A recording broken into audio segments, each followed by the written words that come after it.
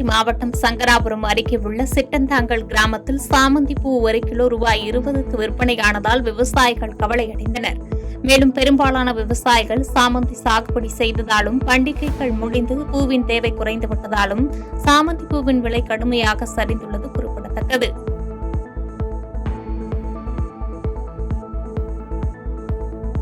சென்னை அருகே தாம்பரத்தில் மின்கம்பம் சரிந்து விழுந்ததில் சாலையை கடக்க நின்ற உணவு விநியோக ஊழியர் சூர்யா படுகாயமடைந்தார். மேலும் காயமடைந்த சூர்யா ராஜீவ்காந்தி அரசு மருத்துவமனையில் சிகிச்சை பெற்று வரும் நிலையில் இச்சம்பவம் குறித்து தாம்பரம் காவல் நிலைய போலீசார் வழக்கு பதிவு செய்து விசாரணை மேற்கொண்டு வருகின்றனர்.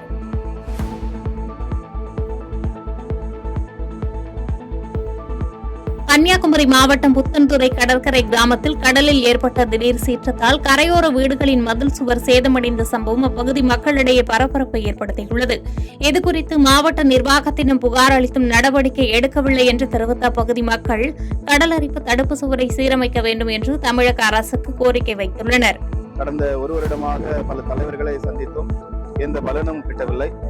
மாவட்ட ஆட்சியாளர், அரசு தலைவர்கள் என இந்த பங்கு நிர்வாகம், பங்கு பேரவையினர் அனைவரும் கடின உழைப்போடு முயற்சி எடுத்தாலும் இதுவரைக்கும் எந்த பலனும் கிடைக்கவில்லை. தற்பொழுது கடல் சீற்றத்தால் பல வீடுகளுடைய காம்பவுண்டு சுவர்கள் மற்றும் வீடுகளும் பாதிப்புக்குள்ளாகக்கூடிய சூழல் இருக்கிறது. ஆகவே அரசு தயவு செய்து இந்த குருசடிவாழ் பகுதி மக்களுக்கு தகுந்த உடனடி அந்த தேவையை பூர்த்தி செய்ய, குறிப்பாக இந்த கடல் சீற்றத்தை தடுப்பதற்கான அந்த குறுக்குகள், நேர்களை போட்டுக் கொடுக்க தாழ்மையோடு கேட்டுக்கொள்கிறேன். நீலகிரி மாவட்டம் கூடலூர் அருகே தேவர்சோலை பகுதியில் ஆறுமுகம் என்ற நபரை தாக்கிக் கொன்ற காட்டு யானையை கிருஷ்ணன் என்ற கும்கி யானை மூலம் வனப்பகுதிக்குள் விரட்டும் பணியில் வனத்துறையினர் தீவிரமாக ஈடுபட்டு வருகின்றனர். மேலும் பொதுமக்கள் காட்டு யானையை வனப்பகுதிக்குள் விரட்ட வேண்டும் என்று கோரிக்கை வைத்த நிலையில் வனத்துறையினர் இந்த நடவடிக்கையை மேற்கொண்டுள்ளனர்.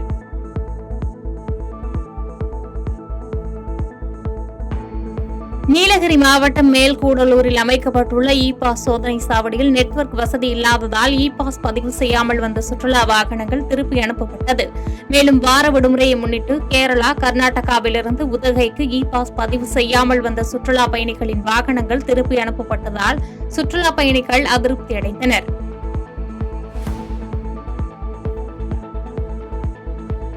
நீலகிரி மாவட்டம் குன்னூர் அருகே உள்ள அருவங்காடு பகுதியில் குளத்தில் குளிக்க சென்ற கிருஷ்ணா என்ற சிறுவன் நீரில் மூழ்கி உயிரிழந்த சம்பவம் சோகத்தை ஏற்படுத்தியுள்ளது.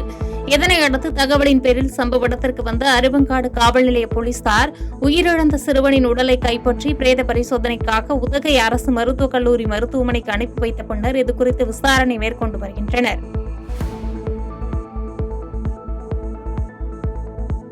நாமக்கல் மாவட்டம் குமாரபாளையத்தில் காவிரி ஆற்றில் சாயக்கழிவு நீர் கலப்பதை கண்டித்து சாமானிய மக்கள் நலக்கட்சி சார்பில் ஆர்ப்பாட்டம் நடைபெற்றது. மேலும் சுத்திகரிக்கப்படாத கழிவுநீர் காவிரி ஆற்றில் கலப்பதால் நிலத்தடி நீர் பாதிக்கப்பட்டு மக்கள் பல்வேறு உடல்நலக்குறைவால் பாதிக்கப்பட்டு வருவதால் மாசு கட்டுப்பாட்டு வாரியம் இதுகுறித்து நடவடிக்கை எடுக்க வேண்டும் என்ற கோரிக்கையை வலியுறுத்தி சாமானிய மக்கள் நல கட்சியினர் போராட்டத்தில் கலந்து கொண்டனர்.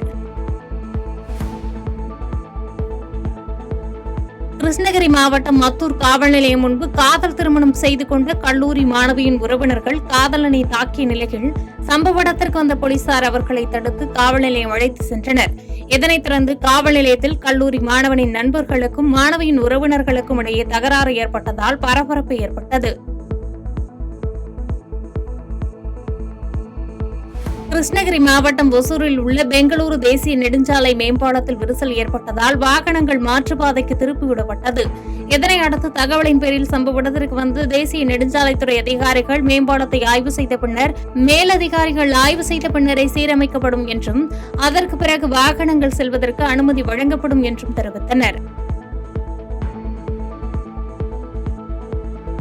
மதுரை மாவட்டத்தில் கீழமாரட் வீதியில் வசித்து வரும் கிஷோர் லால் என்பவர் உத்தங்குடி பகுதியைச் சேர்ந்த பொன்னுசாமி என்பவருக்கு கந்து வட்டிக்கு பணம் கொடுத்த நிலையில் பொன்னுசாமி வாங்கிய பணத்தை திரும்பி தராமல் கொலை மிரட்டல் விடுப்பதாக கிஷோர் லால் காவல் ஆணையரிடம் புகார் மனு அளித்தார். மேலும் பொன்னுசாமி, ரமேஷ், மணிமாறன் மற்றும் சந்திரன் உள்ளிட்ட 10 நபர்கள் மீது நடவடிக்கை எடுத்து தனக்கு சேர வேண்டிய பணம் மற்றும் அசல் ஆவணங்களை பெற்றுத் தருமாறு மனுவில் குறிப்பிட்டுள்ளார். அது ஏதோ வட்டி கண் வட்டி வீட்டில் வச்சு சொல்லி சரியாக போட்டு சொல்லிட்டு அவர் ஏதோ திருப்பி விடுறாரு. எனக்கு ரொம்ப மன வளர்ச்சி ஆகி நான் அவர் தெரிஞ்சவங்க மூலம் நல்லவங்க மூலம் அவரை பேச வச்சேன்.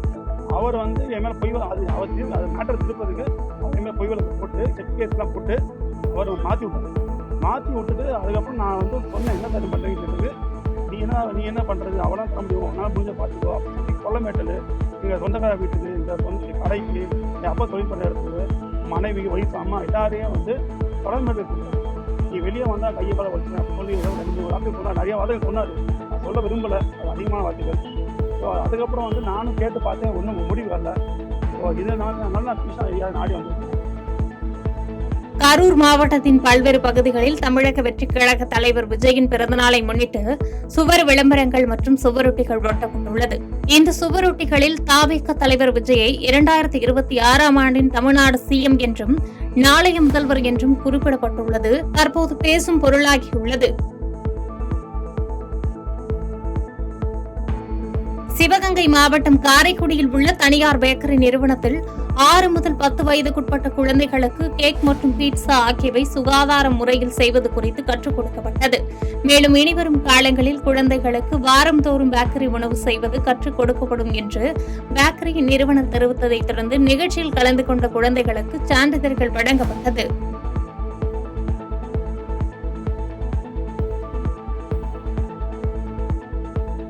கடலூர் மாவட்டம் விருத்தாசலம் அருகே கம்மாபுரம் கிராம நிர்வாக அலுவலர் காசியின் உதவியாளர் கோவிந்தசாமி என்பவர் லஞ்சம் வாங்கும் வீடியோ வெளியாகி பரபரப்பை ஏற்படுத்தியுள்ளது. மேலும் பாதிக்கப்பட்ட நபர் வீடியோவை முதலமைச்சர், தனிப்பிரிவு, மாவட்ட ஆட்சியர் மற்றும் வருவாய் கோட்டாட்சியர் ஆகியோருக்கு அனுப்பி வைத்து புகார் அளித்தும் நடவடிக்கை எடுக்கவில்லை என்று தெரிவித்த பின்னர் கிராம நிர்வாக அலுவலர் காசி மற்றும் அவரது உதவியாளர் கோவிந்தசாமி மீது உரிய நடவடிக்கை எடுக்க வேண்டும் என்று கோரிக்கை வைத்துள்ளார்.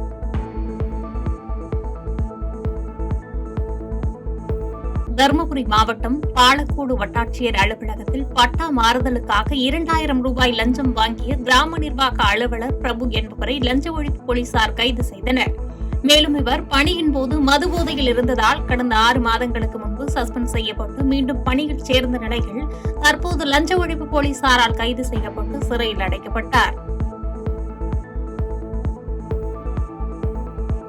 திண்டுக்கல் மாவட்டம் பழனியில் உள்ள அரசு உதவி பெறும் கல்லூரி மாணவர்களிடம் கஞ்சா விற்பனையில் ஈடுபட்ட நாகேந்திர பிரசாத், மருது, டான் பீட்டர், ஜீவன் மற்றும் வெங்கடேஸ்வரன் ஆகியோரை போலீசார் கைது செய்தனர். இதனைத் தொடர்ந்து 100 கிராம் கஞ்சா மற்றும் இருசக்கர வாகனம் ஆகியவற்றை பறிமுதல் செய்த போலீசார் குற்றவாளிகள் மீது வழக்கு பதிவு செய்து நீதிமன்றத்தில் ஆஜர்படுத்தி சிறையில் அடைத்தனர். திண்டுக்கல் மாவட்டம் காளஹஸ்தீஸ்வரர் கோவிலுக்கு சொந்தமான வணிக வளாகம் மோசமான நிலையிலும் பொதுமக்கள் உயிருக்கு ஆபத்து ஏற்படும் வகையிலும் இருப்பதால் அதை அகற்றி புதிய கட்டிடம் கட்டித்தர மாவட்ட நிர்வாகத்திடம் வாடகைதாரர்கள் கோரிக்கை வைத்தனர். மேலும் 16 கடைகள் இந்து அறநிலையத்துறை அதிகாரிகளிடம் ஒப்படைக்கப்பட்ட நிலையில் ஒரு சிலர் கடையை காலி செய்யாமல் இருப்பதால் உரிய நடவடிக்கை எடுக்கவும் அவர்கள் வலியுறுத்தினர். மயிலாடுதுறை மாவட்டம் பாலக்கரை பகுதியில் செயல்பட்டு வரும் தனியார் நர்சிங் கல்லூரி தரச் சான்றிதழ் இல்லாமல் செயல்படுவதாக தெரிவித்த மாணவிகள் தங்களது பெற்றோருடன் சென்று கல்லூரியில் வாக்குவாதத்தில் ஈடுபட்டதால் பரபரப்பு ஏற்பட்டது. மேலும் தங்களது அசல் சான்றிதழ்களை கல்லூரி நிர்வாகம் திரும்ப தராமல் இருப்பதாகவும் தெரிவித்த மாணவிகள் சான்றிதழை வழங்கவில்லை என்றால் மாவட்ட ஆட்சியரிடம் மனு கொடுத்துவிட்டு போராட்டத்தில் ஈடுபட போவதாக தெரிவித்தனர். என் பேர் அபிநயா, நான் மயிலாடுதுறை மாவட்டம். என் தங்கச்சி பேர் வந்து ஜனவா மேரி. நாங்கள் வந்து வீட்லேயே வந்து அட்மிஷன் போடுறத பற்றி பேசி அட்மிஷன் போட்டு வந்துட்டாங்க. நாங்கள் வந்து இங்கே ஒரிஜினல் எங்களுக்கு காலேஜ் பிடிக்கல, எங்கள் வீட்டில் பிரச்சனை அப்படின்னு நாங்கள் ஒரிஜினலை கேட்குறப்ப எங்ககிட்ட வந்து தகாத வார்த்தையாக பேசுகிறாங்க. ஒரு பொம்பளை பசங்களை எப்படிலாம் பேசணுமோ அதை விட தாண்டி பேசுகிறாங்க. எங்களுக்கு ஒரு உண்மை, இதுதான் உண்மை, இதுதான் பொய்ன்னு எதையோ பிரச்சனையை கொண்டு வந்து இங்கே பேசுகிறாங்க. எதுக்காக அதெல்லாம் பேசணும்? எங்களுக்கு தேவை நாங்கள் ஒரிஜினல், எங்களுக்கு காலேஜ் பிடிக்கல அதனால் நாங்கள் ஒரிஜினல் கேட்டு வந்தோம். அவங்க வந்து தேவையில்லாமல் அந்த ஸ்டூடெண்ட்டு இந்த ஸ்டூடெண்ட்டு அந்த காலேஜ் இந்த காலேஜ்னு எதுக்காக பேசணும்? எங்களுக்கு தேவை ஒரிஜினல். நாங்கள் ஒரிஜினல் கேட்க வந்தால் ஒரிஜினல் கொடுத்து அனுப்ப வேண்டியதானே. தேவையில்லாத ஒரு பொம்பளை பசங்களை எந்த அளவு கொச்சப்படுத்தி பேசணுமோ அந்த அளவுக்கு கேவலமாக பேசினாங்க அவங்க. விழுப்புரம் மாவட்டம் அரகண்டநல்லூர் அருகே தனியார் மகளிர் கல்லூரி மாணவி தீனா திர்சா என்பவர் மாடியிலிருந்து குதித்து தற்கொலை செய்து கொண்ட சம்பவம் பரபரப்பை ஏற்படுத்தியுள்ளது. இதனைத் தொடர்ந்து மாணவி தீனா திர்சா மன உளைச்சலில் தற்கொலை செய்து கொண்டாரா அல்லது வேறு ஏதாவது காரணம் உள்ளதா என்ற பல கோணங்களில் விழுப்புரம் ASP ரவீந்திர குப்தா தலைமையில் அரகண்டநல்லூர் போலீசார் விசாரணை மேற்கொண்டு வருகின்றனர். செய்திகளை உடனுக்குடன் தெரிந்து கொள்ள கீழ்கண்ட கேபிள் மற்றும் DTH நெட்வொர்க்குகளில் எம் நாடு செய்தி தொலைக்காட்சியை காணுங்கள். பாதகம் செய்பவரை கண்டால் நாம் பயம் கொள்ளலாகாது பாப்பா. மோதி மிதித்து விடு பாப்பா, அவர் முகத்தில் உமிழ்ந்து விடு பாப்பா. அண்மை செய்திகளை உடனுக்குடன் தெரிந்து கொள்ள இணைந்திருங்கள் எம் நாடு தொலைக்காட்சியுடன்.